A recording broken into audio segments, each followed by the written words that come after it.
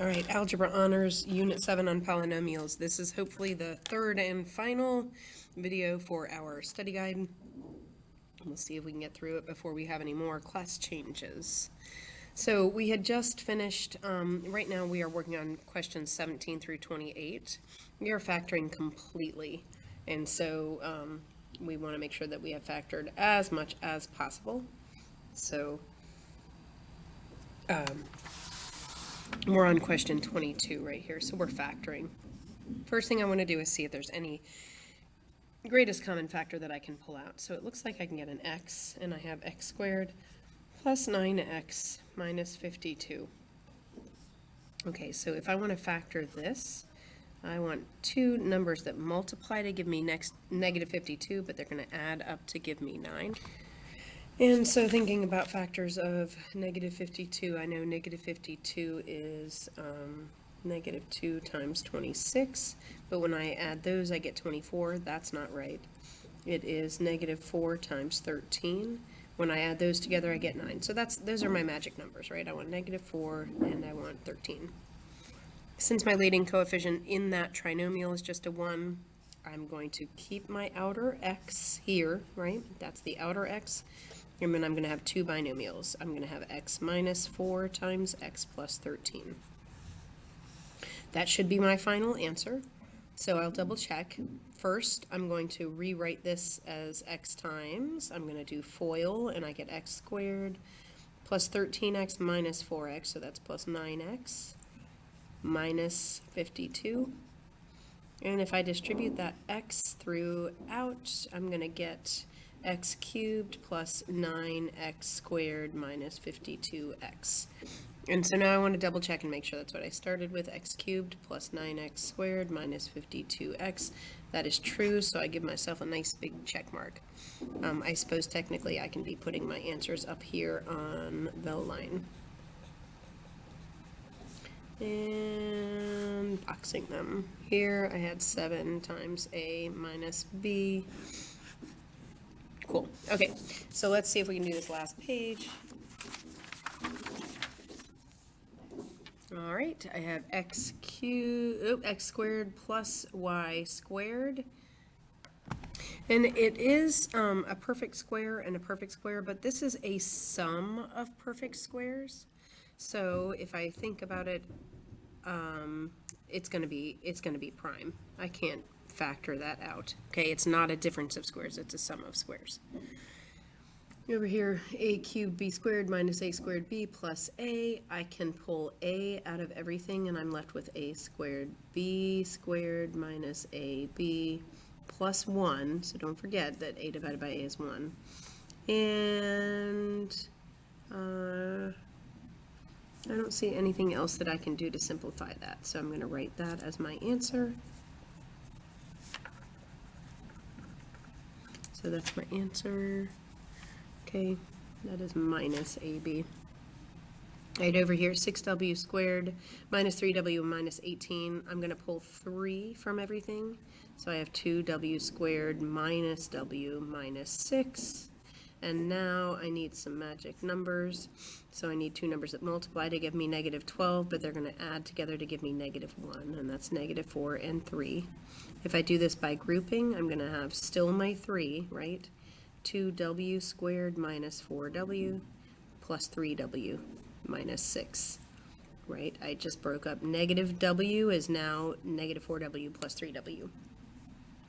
So I'm factoring by grouping, so I'm going to have 3 times, and I'm going to put that in brackets just to keep track of things. I have 2w times w minus 2 plus 3 times w minus 2. And so I can see what I'm going to pull out. I still have my 3 on the outside. I'm going to have w minus 2 times 2w plus 3. Okay, so up here, this is my answer, 3 times w minus 2 times 2w plus 3. All right, over here, I see that I ought to be able to take 15 out of everything. So let's do that. 15 times 4x cubed minus 6x squared minus 2x plus 3. Okay, and so now I have a 4-term polynomial inside there, so I'm going to factor by grouping. It's in order. Remember, you want to double check and make sure that you are in descending order according to your exponents. So I'm keeping the 15, and I'm going to have 2x squared times 2x minus 3 minus 1 times 2x minus 3. And so I end up with 15 times 2x minus 3 times 2x squared minus 1. I'm going to double check and make sure this works because I get myself nervous sometimes. So it's going to be 15 times, I have 4x cubed, outer is negative 2x, inner is negative 6x squared, and last is positive 3. Okay, so this is going to be 60x cubed, yes.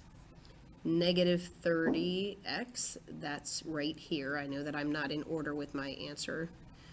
15 times negative 6x squared is negative 90x squared, and 15 times 3 is 45. So I'm happy with my answer because I believe it's true.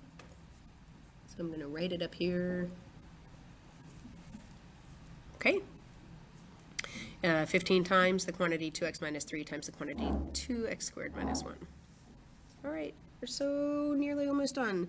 X squared minus 4x minus 12. I have a perfect square in the front, but negative 12 is not a perfect square, so let's think about two numbers that multiply to give us negative 12, but add to give us negative 4.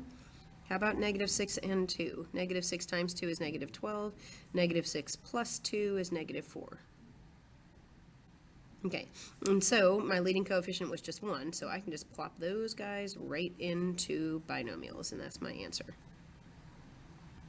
Right over here, 3m to the 4th minus 243. So I'm going to divide those terms each by 3. I have 3 times m to the 4th minus 3 goes into 24 8 times, and 3 goes into 3 1 time. Okay, so, ooh, I see, I have a difference of squares. So with a difference of squares, I'm going to keep that 3 on the outside, right? Difference of squares, I take the square root of the first one, m squared. The square root of the last one, 9. So I have m squared plus 9 times m squared minus 9. But I know that better than to just think that I must be done because I see another difference of squares. So I can break this up, right? So I'm going to keep my 3, I'm going to keep my m squared plus 9, and m squared minus 9, I take the square root of the first, square root of the last, I'm going to have m plus 3 times m minus 3. Okay, so that's going to be my final answer, 3 times m squared plus 9 times m plus 3 times m minus 3. And as always, the order of your factors doesn't really matter. I do put the monomial first, for what it's worth. Okay, identify all the polynomials below that are prime. Well, x squared minus 49, can you see that okay? Let's see if we can make that bigger. Whoops, that made it smaller. Okay, x squared minus 49, that's a difference of squares. I know that can be x plus 7 times x minus 7. So not prime, right? 5a minus 18b. I think that's probably prime. Y squared minus 2y plus 10. Can I come up with two numbers that I multiply to get 10, but I add to get negative 2? How about negative 5 and 2? Nope, that gives me negative 3. Let's see. So to get 10, I can have negative 1 times 10, and I add them together and get 9. That's not it. I can have negative 5 and 2. I add them together and get negative 3. That's not it. I think that guy's prime. All right, how about 2w squared minus 5w minus 12? I need two numbers that multiply to give me negative 24, but add to give me negative 5. I think that's positive 8 and negative 3. That is definitely not prime because I can see that I've got factors, right? Okay. 3m squared minus 3 is the same as 3 times m squared minus 1. That's a difference of squares. So this is not prime because I can see factors. And x squared plus y squared, pretty sure that's prime. It's a perfect square plus a perfect square. It's not a difference of squares. All right, over here. if the area of a rectangle can be represented by this polynomial, which two expressions could represent its length and its width. So remember, area is always length times width. Okay, so I think the easiest thing for me to do is try to break up that x squared plus 4x minus 60 into its two factors. I'm going to factor it myself instead of trying to guess and check over here. So I know that I need two numbers that multiply to give me negative 60, but they're going to add to give me 4. So let's think about that. So how about 10 and negative 6? 10 and negative 6 works, and my leading coefficient was 1, so I should be able to have x plus 10 times x minus 6. So let's see. We have x minus 6 here. I suppose I can check that box. And then x plus 10, I'm going to check that box. Okay, let's confirm. X times x is x squared. Outer is negative 6x, inner is positive 10x, and last is negative 60. And that simplifies to x squared plus 4x minus 60. All right, so last question. Here we go. Identify all the factors. Whoops, I'm sorry. Right now, okay? Let's just focus on 8x squared minus 18. Okay, the first thing I'm going to do is take out a 2. That leaves me with 4x squared minus 9. So I see that I have a difference of squares, right? So keep that 2 because it's one of the factors. It's part of the answer. Take the square root of the first, is 2x, square root of the last. So I have 2x plus 3 times 2x minus 3.